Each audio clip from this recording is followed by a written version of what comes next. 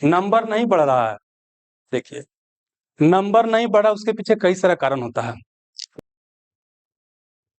देखिए, ये आपको होता होगा कि सेट में क्या होता है कि आपको कुछ समय के बाद, जैसे एग्जांपल के लिए क्या है कि 60 के आसपास जाके आपका नंबर रुक गया है ना।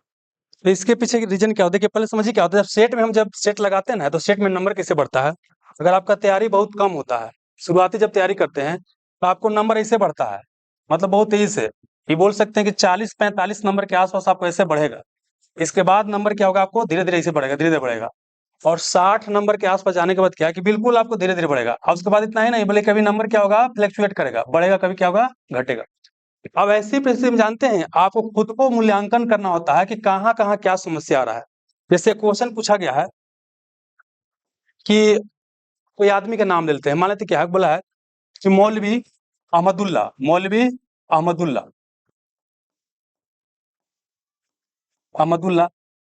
1857 की क्रांति में किस क्षेत्र से नेतृत्व कर रहे थे।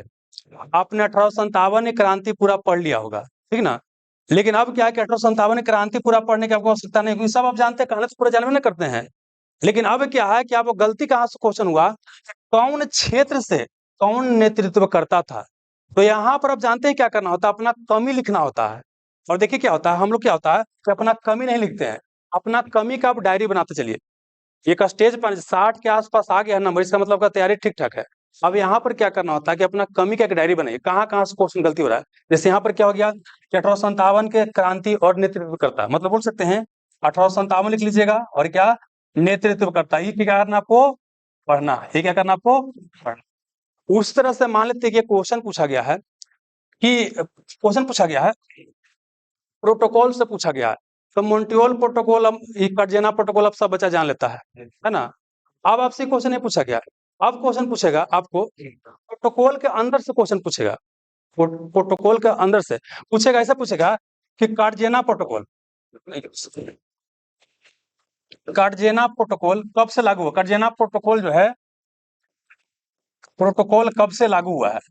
तो मतलब ये आपको समझ में आना चाहिए कि अब क्या आपसे प्रश्न पूछ रहा है कि कौन प्रोटोकॉल कब लागू हुआ है। और एक और चीज ध्यान रखिएगा, जब तैयारी करते हैं ना, तो सब चीज एक बार याद करने का प्रयास नहीं करना होता है। जैसे एग्जाम्पल के लिए पहले हम याद कर लिए कौन प्रोटोकॉल का संबंध किससे है।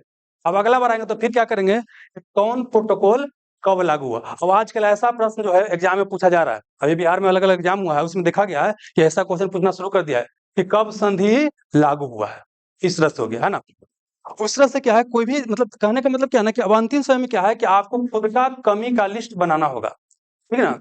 और उसमें क्या है कि देखिए, अभी जितना आप सेल्फ स्टडी कर सकते हैं उतना ही आपको बेहतर है। मतलब बोल सकते हैं कि लास्ट समय में क्या है कि सेल्फ स्टडी करना काफी ज्यादा आवश्यक है। अब सेल्फ स्टडी का मतलब ये नहीं होता, देखिए सेल्फ का मतलब खुद से पढ़ाई करना, लेकिन खुद से कैसे पढ़ाई करना है, खुद से कैसे पढ़ाई करना है, ये आपको मायने रखता है।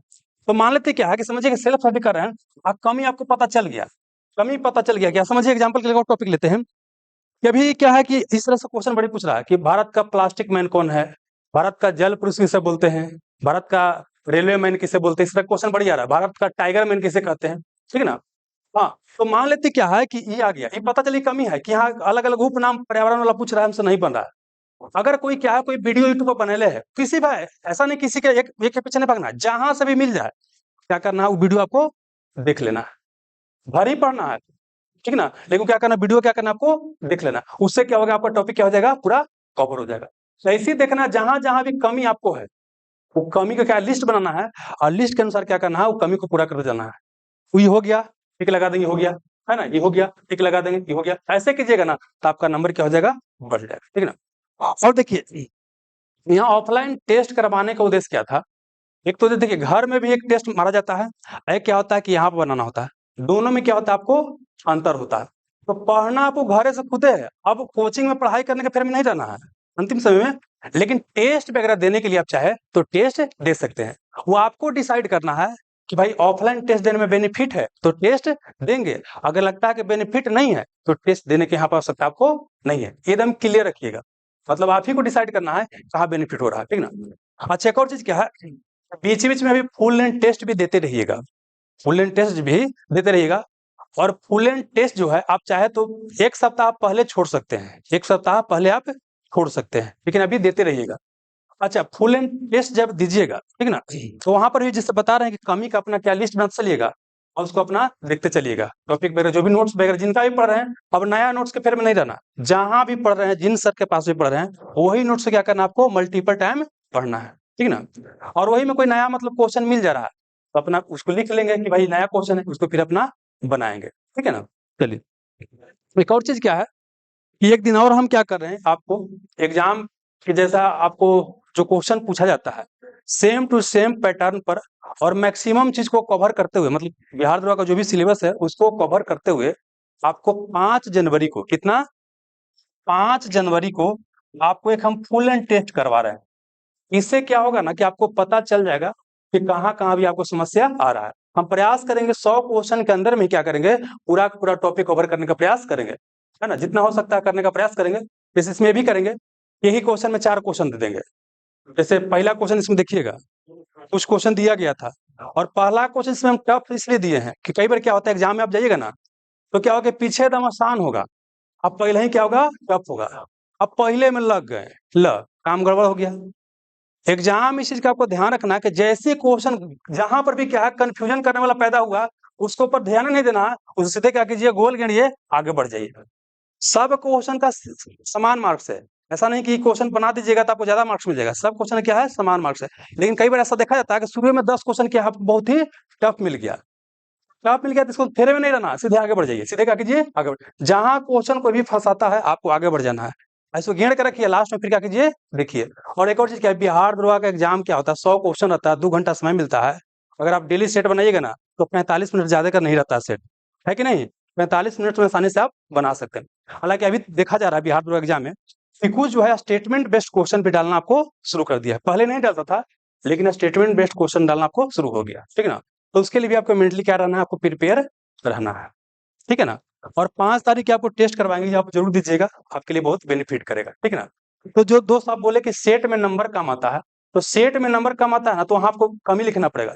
प्लस ये भी आपको देखना पड़ेगा कि जो क्वेश्चन गलती हो रहा है वो क्यों गलती हो रहा है, आसान क्वेश्चन गलती हो रहा है या रिवीजन के कमी कारण क्वेश्चन गलती हो रहा है या ओवर कॉन्फिडेंस में क्वेश्चन गलती हो जा रहा है। कई बार ये भी होता है कि पूछा गया है कि इसमें विटामिन ए कमी से कौन नहीं होता है, आप पढ़ लिए विटामिन ए कमी से कौन होता है, अब ये होता है। और जानते हैं ये अभी यहाँ पता नहीं चलता है, एग्जाम में जब एक आध नंबर से आप मेरिट में छटिएगा ना तब इसका दर्द पता चलता है कि बाप रे बाप, क्वेश्चन नहीं गलती होता ना, सबसे कहिएगा कि जाना है भाई बात, ये क्वेश्चन ना गलती हो जेतु है। सही बता रहे हैं, हम खुद मेरिट में छठे इसलिए बता रहे हैं। एक बार एग्जाम देने गए थे, क्वेश्चन पूछा गया था कि निम्नलिखित में कौन विटामिन ए कमी से नहीं होता है, ये 2011 के बात है, इंडियन कोस्ट गार्ड एग्जाम था, इसमें विटामिन ए कमी से कौन आपको नहीं होता है, हम पढ़िए कौन आपको होता है। एक और क्वेश्चन था, पल्सर का कोई थीम था, पल्सर गाड़ी होता है ना, उसका कोई थीम था, उससे क्वेश्चन पूछा गया था, है ना, और क्वेश्चन नहीं बन पाया। एक और क्वेश्चन पूछा गया था कि सिक्का का कौन हिस्सा में जो होता है सत्यमेवा जयते लिखा होता है। कई बार, हजारों बार आप देखे होंगे, लेकिन क्वेश्चन गलती हो जाएगा, लेकिन गलती हो गया था, मतलब वो ही बता रहे हैं। ऐसे पूछा कि आधार कार्ड में क्या नंबर होता है, ये तो बिल्कुल आसान क्वेश्चन है, लेकिन ऐसा ऐसा क्वेश्चन गलती आपको हो जाता है। कई बार क्या होता है, गलती रंगने में भी हो जाता है। तो ये सब क्या करना आपको देखना है, ठीक है दोस्तों। और कि नहीं, कोई सवाल है, हाँ बोलिए।